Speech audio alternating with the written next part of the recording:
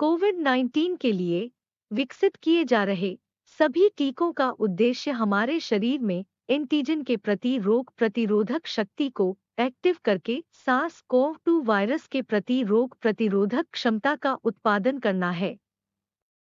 Spike protein आमतौर पर virus की सतह पर पाए जाते हैं। आइए अब जानते हैं अलग-अलग प्रकार की वैक्सीन के बारे में। Whole virus vaccine.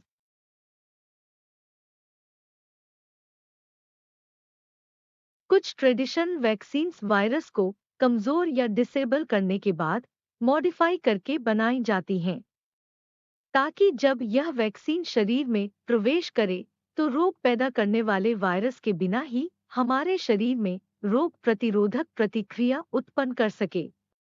जब हमारा इम्यून सिस्टम कमजोर वायरस के संपर्क में आता है, तो हमारे शरीर में बनी एंटीबॉडी और टी सेल्स हमारे शरीर में प्रवेश किए हुए कमजोर वायरस व संक्रमित कोशिकाओं पर हमला करते हैं।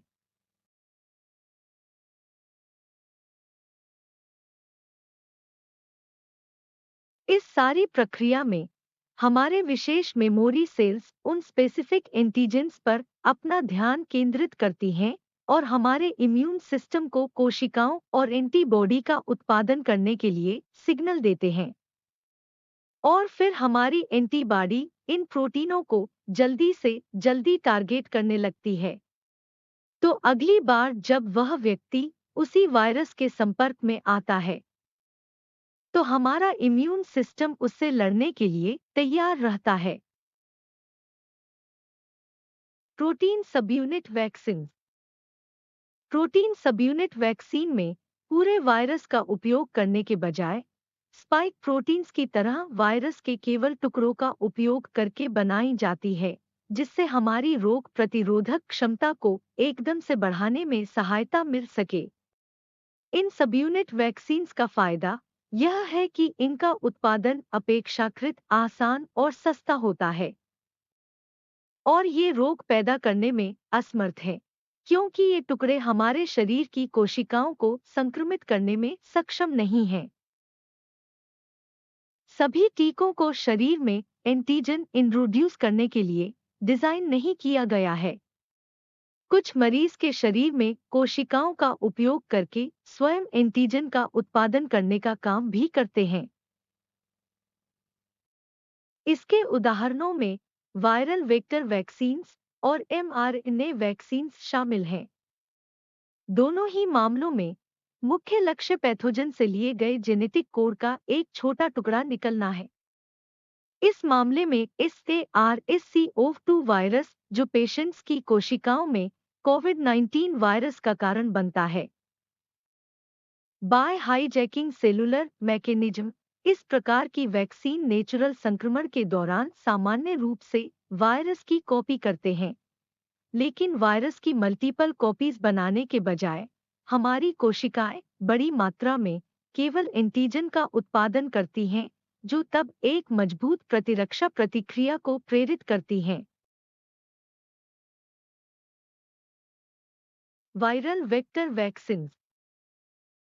वायरल वेक्टर वैक्सीन एक हानि रहित वायरस में एंटीजन के लिए जेनेटिक कोड डालने से प्राप्त होती है, जो बिना किसी बीमारी के कोशिकाओं में कोड प्राप्त करने के लिए एक डिलीवरी सिस्टम की तरह प्रभावी रूप से कार्य करता है।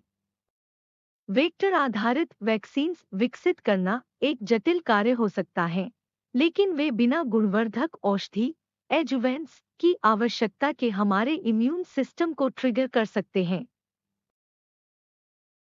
और एक प्रकार के वेक्टर का उपयोग विभिन्न एंटीजन की एक श्रृंखला के लिए कोड देने के लिए किया जा सकता है, जो टीके के विकास को गति दे सकता है। Nucleic acid vaccine. Nucleic acid vaccines जैसे mRNA और DNA वैक्सीन्स इनमें शामिल है, जिससे सेल्स में जेनेटिक कोड डालकर एंटीजन का उत्पादन किया जा सके। लेकिन कोड देने के लिए वायरस का उपयोग करने के बजाय ये टीके ज्यादा डायरेक्ट अप्रोच लेते हैं, जिसमें कोड को सीधे कोशिकाओं में इंसर्ट किया जा सके। इसे एक मोलेक्यूल से जोड़कर यह इसे जीन गन की सहायता से कोशिकाओं में इंसर्ट किया जा सके। इस तरह की वैक्सीन विकसित करने में समय भी कम लगता है और यह सस्ता भी हो सकता है। लेकिन अपेक्षाकृत यह एक नई तकनीक है। अब सैकड़ों कोविड-19 वैक्सीन्स विकसित हो रहे हैं। यह संभावना है कि इस कोरोना वायरस के वैश्विक प्रसार को रोकने और महामारी को समाप्त करने के लिए विभिन्न तरीकों के मिश्रण की आवश्यकता होगी।